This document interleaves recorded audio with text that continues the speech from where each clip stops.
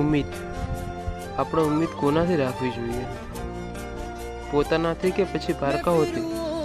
પારકાઓ તો એમે આપણા નહીં જ થવાના, પણ અત્યારે વ્યવહાર તો પોતાના પણ એવો કરે છે કે જાણે એ આપણા છે, તેમ છતાં એ આપણા નથી. આજે એક વાત કહેવા માંગુ છું. આપણે કોઈ વ્યક્તિને વન સાઈડ લવ કરીએ છીએ તો આપણે એ વ્યક્તિનું ટેન્શન કરીએ છીએ, એ વ્યક્તિની કેર કરીએ છીએ, એ વ્યક્તિને આપણે સાચવીએ છીએ. સામે વ્યક્તિને એની કદર છે કે નહીં એ તો હવે આપણે કઈ રીતે જાણી શકીએ? હા, એ વ્યક્તિને ખબર તો છે જ કે આપણે એને લવ કરીએ છીએ, એને સાચવીએ છીએ, એની કેર કરીએ છીએ, તેમ છતાં એ વ્યક્તિ આપણું નથી થતું, કારણ કે એ વ્યક્તિના લાઈફમાં પણ બીજું કોઈક છે. તો તે દરમિયાન આપણે શું કરવાનું? આપણે તો સાચા હતા, આપણે તો ટ્રુ લવ કર્યો હતો, આપણે તો એ વ્યક્તિને પોતાનાથી વધારે રિસ્પેક્ટ આપી હતી. દુનિયામાં અત્યારે બહુ બધા કિસ્સા જોવા મળે છે કે પોતાના ને પારકામાં ભેદ કોઈ જ બાકી નથી શકતું. મારા પણ ઘણા ફ્રેન્ડ છે કોલેજમાં, તેના વિશે હું અત્યારે આ વિડીયોમાં કહેવા જઈશ ને તો પોતાના ઉપર લઈ લઈશ. એટલે નામ કોઈનું આપવું નથી, કોઈની સાથે ના રમો યાર, કોકની ફિલિંગને સમજો. એ વ્યક્તિ તમારા માટે કેટલું ખાસ છે અથવા તો તમે એ વ્યક્તિ માટે કેટલા ખાસ છો ને એ તો એ વ્યક્તિનું મન જ જાણે છે, ઉપરવાળો પણ નથી જાણતો. અને કદાચ જો ઉપરવાળો જાણતો હોત ને તો તમને બંનેને એક કરત, પણ ભગવાન જાણવા છતાં પણ તમને એકબીજાથી દૂર રાખે છે. હવે એ કેમ દૂર રાખે છે ને એનો જવાબ તો મારી જોડે પણ નથી. એટલે હવે હું વધારે કંઈ નહીં કહું, પણ એટલું જરૂર કહીશ કે તમને જો ખબર હોય કે કોઈ વ્યક્તિ તમને લવ કરે છે ને તો વ્યક્તિને તમે સાચવજો અને એ વ્યક્તિને તમે કેર કરજો. કારણ કે વન સાઈડ લવ કોઈ દિવસ તમને કહેશે નહીં કે હું તમને લવ કરું છું.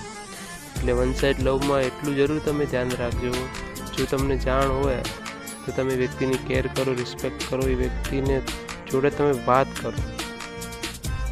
તમને શું ખબર એ વ્યક્તિ ખાશે કે નહીં ખાય તમારા વગર? તમને શું ખબર કે વ્યક્તિ ઊંઘે છે કે રડે છે? એ બધું ધ્યાન કોણ રાખશે? એ વ્યક્તિ બીજાને તો લવ કરે નહીં, કારણ કે વન સાઈડ છે. વન સાઈડ લવ હંમેશા સાચો હોય છે, એવું મારું માનવું છે. હવે વધારે કંઈ નહીં કહેતા, લાસ્ટમાં એટલું જરૂર કહીશ કે આ વિડીયો બનાવવાનું કારણ જ એક જ છે કે કોઈની સામે બોલવાનો મોકો નથી મળ્યો. આ વિડીયોના માધ્યમથી આ વિડીયો જે વ્યક્તિને ખાસ સાંભળશે એને આ વિડીયો ત્યાં સુધી પહોંચશે. કદાચ એ મને તે ટાઈમે પણ સમજે તો. બધું જ ઉપરવાળાના હાથમાં છે, આપણા હાથમાં તો કંઈ જ નથી. આપણે તો કહેવા પૂરતા જ છીએ. અત્યારે દુનિયામાં તમે જોવા જશો ને તો ટાઈમપાસ અને દેખાવો આ વસ્તુ બે ટોપ લેવલ ઉપર ચાલી રહી છે.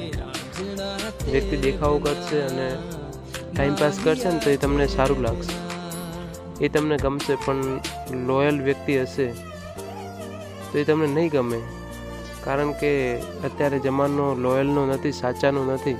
અત્યારે ખોટા સિક્કા જ ચાલે છે આ દુનિયામાં. અને ખોટા સિક્કા પણ એવા છે કે ચારે દિશાઓમાં પોતાનો વેગ વધારી રહ્યા છે. એમને ચારે દિશાઓનું બધું જોઈએ છે. એકથી એ વ્યક્તિ સંતોષ નથી થતો, એ બધે ચારે બાજુ ઓટા મારતા હોય છે અને એ વ્યક્તિ તમને ગમતા હોય છે. જે એક પ્રત્યે મરે છે, જે એક પ્રત્યે લાગણી દર્શાવે છે, એ વ્યક્તિ તમને ગમતો જ નથી. એ વ્યક્તિ પ્રત્યે તમારે છે પણ નહીં કંઈ.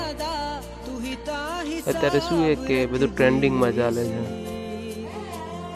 નોર્મલી વાત કરવી, જોડે નાસ્તો કરવો, ફરવા જવું, લેક્ચર બંધ કરીને બીજે ક્યાંય જવું, એ બધું સ્ટાર્ટ થઈ રહ્યું છે. સ્ટાર્ટ શું થઈ રહ્યું છે, થઈ ચૂક્યું છે, એ બધું હાલ ચાલી રહ્યું છે.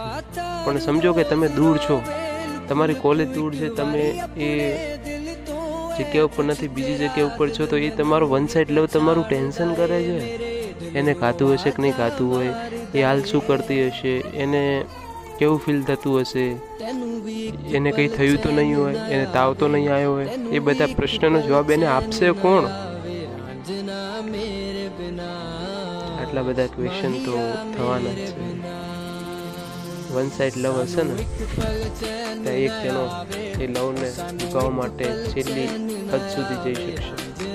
મળવું નહીં મળવું એ તો ઉપરવાળાના હાથમાં છે. જે ભગવાન કરે એ ખરું, આપણા હાથમાં કંઈ જ નથી. વન સાઇડ લવ હંમેશા સાચો હોય છે.